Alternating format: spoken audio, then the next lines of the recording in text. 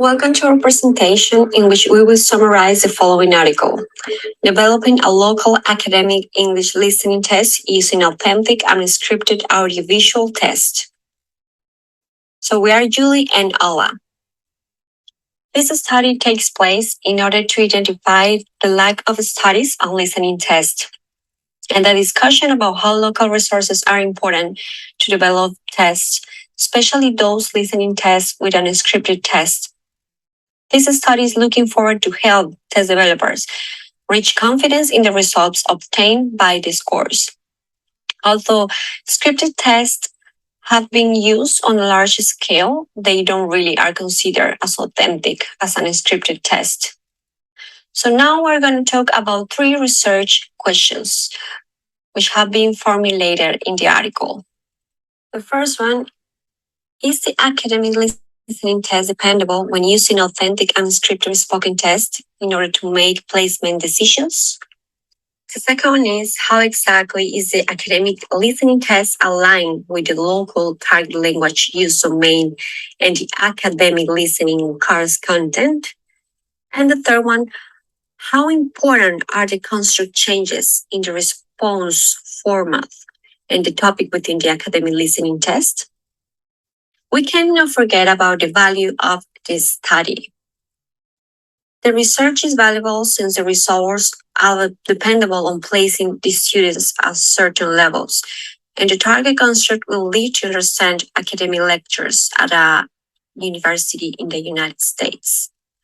Now let's have a look on the methodology. During the methodology, we can observe the instruments or materials described in the article. The academic listening test by audiovisual input material was used to simulate a real life environment in target language use. Also, lecture videos were used. During the preparation for the videos, they were edited in order to last from 6 to 8 minutes.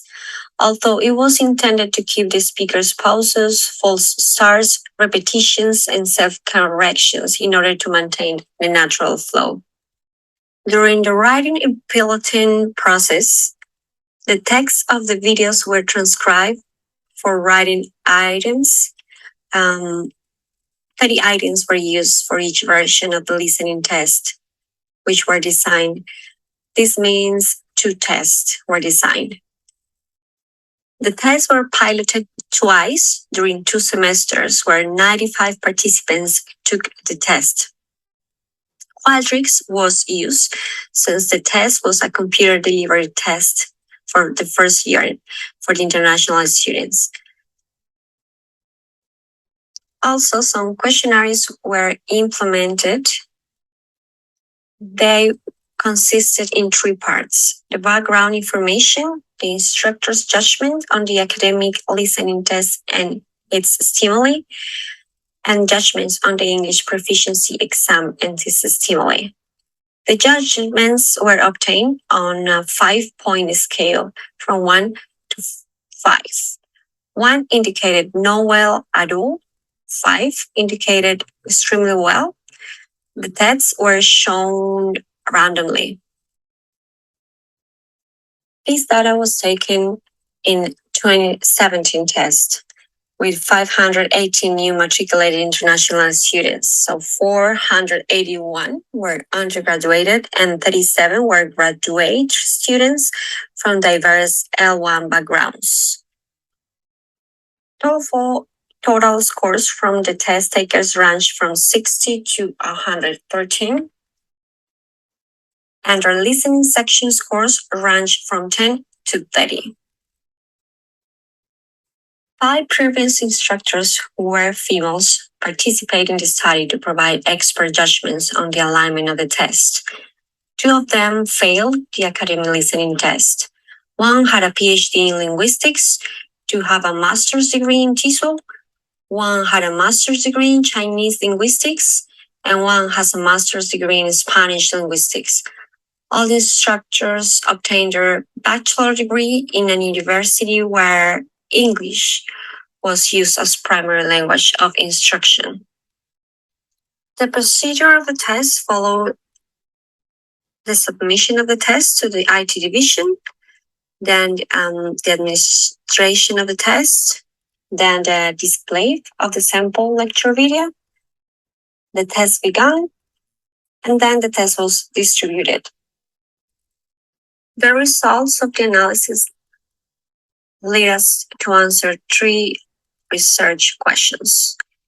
In order to answer the first research question, an approach was used. It was a square error loss agreement to reach the degree of classification consistency, which reflects the context of criterion reference testing.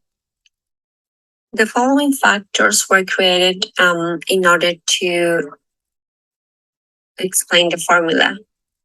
The proportion of the raw test scores, the number of the test items, the proportion scores, and the standard deviation of the proportion scores. In order to answer the second research question, we talk about the relation between the local target use domain and the course content. So the second test was a 36 item paper-based test with 3 subsections: short dialogues, long dialogues, and lectures with script spoken test. In order to answer to the third research question, the TED and DIM test procedures were used, and the null hypothesis is that AT and PT measure the same ability, and the alternative hypothesis is that AT is dimensionally distinct from PT. Hello everyone, I'm Aulia. I'm going to present the second part of our group presentation from the results to the discussion session. So, please be ready to engage in our discussion. Without further ado, let's jump into the results part of the article. Now, we're looking into dependability of the test. First, dependability index of the academic listening test shows moderately high value, where the academic listening test P was calculated as 0.79. This is the indications of ALT consistency in classifying students between the cut score for the placement. On the other hand, P of retired test is slightly higher, which equals to 0.83. Secondly, when looking into signals to noise ratio of the ALT, P is estimated as 3.68, and it is 4 times stronger than the background noise. Now we are going to see the results from the instructor's responses to the questionnaire. First, regarding the alignment of the test to the target language use domain, the results indicates that the ALT is moderately well to represent topic and difficulty level of contents for first-year classes. The instructors also noted that the ALT functions well in resembling the actual language used in first-year classes. Overall, the ALT has a higher level of alignment with the target language use domain than the retired listening test. Second, related to the alignment of students' outcomes with the ALT course, all criteria reflect moderately well results, and it also noted that ALT has better results than the retired test. Third, when looking into the relevancy of ALT and academic listening course, instructors' responses reflect moderately well results. And it also reflects slightly well results when it comes to how it could elicit listening skills taught in academic listening course. Now let's move on to the discussion sections. First, let's have a look on discussion for research question number 1.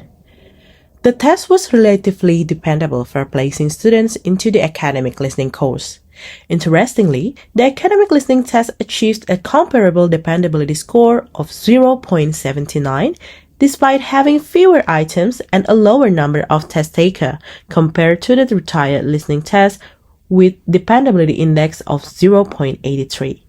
Several design decisions were made in the test development process to overcome the unique challenges of using authentic unscripted spoken tests, such as long text with relatively small gaps. Moving on to the second research questions. In summary, the instructor's responses indicated that the ALT is suitable with the target language use domain and course syllabus. The ALT is rated higher than the retired test in all categories. Research question number 3, the dimensionality assessments such as DTEC and DIMTEC found no evidence of psychometric multidimensionality, indicating that the test consistently measured a single construct regardless of response format or topic.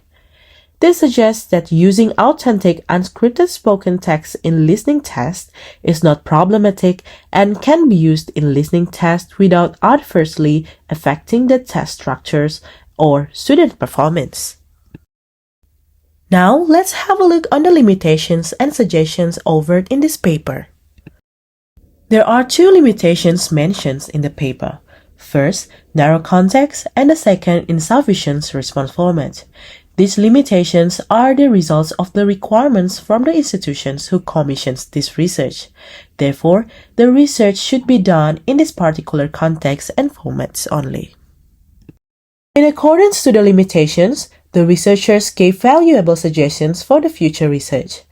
It is suggested that the future research have to investigate other response formats, conduct research in different contexts, and develop more controlled test design.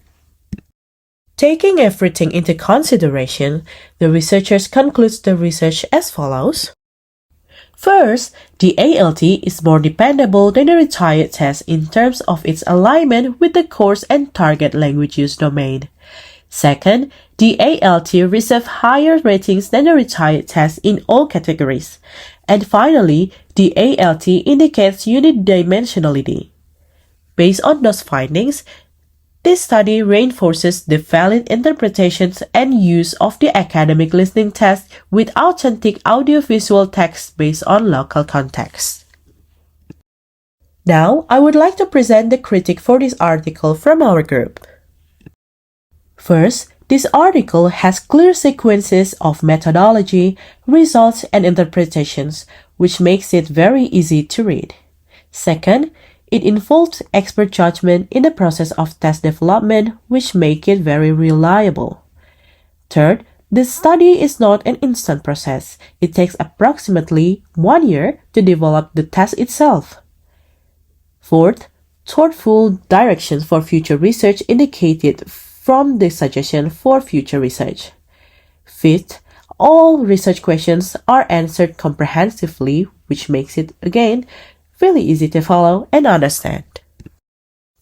We also found some limitations of this research. First, the research is not generalizable. As mentioned in the limitation, this research is focuses on particular context only. Second, despite its authentic, there is no attention to language varieties in the listening input. Third, in our view, follow-up interview with the instructors will make the expert judgments more insightful. So everyone, that's all about our group's article presentation and critique. Before we end this presentation, let's discuss together. Now, I'd like you all to reflect on the listening test you are familiar with. Now, please scan the QR code and register your answer. Which type of listening test are you familiar with? We'll be back to the answer at the end of this discussion. We are also interested to know what is your opinion about using authentic audiovisual unscripted text for a listening test? Could you identify challenges if it is implemented in your teaching or learning context? At the end of this presentation, I would like to say terima kasih, muchas gracias, come on, share. Thank you so much for your attention in this presentation. Now, let's begin the discussion.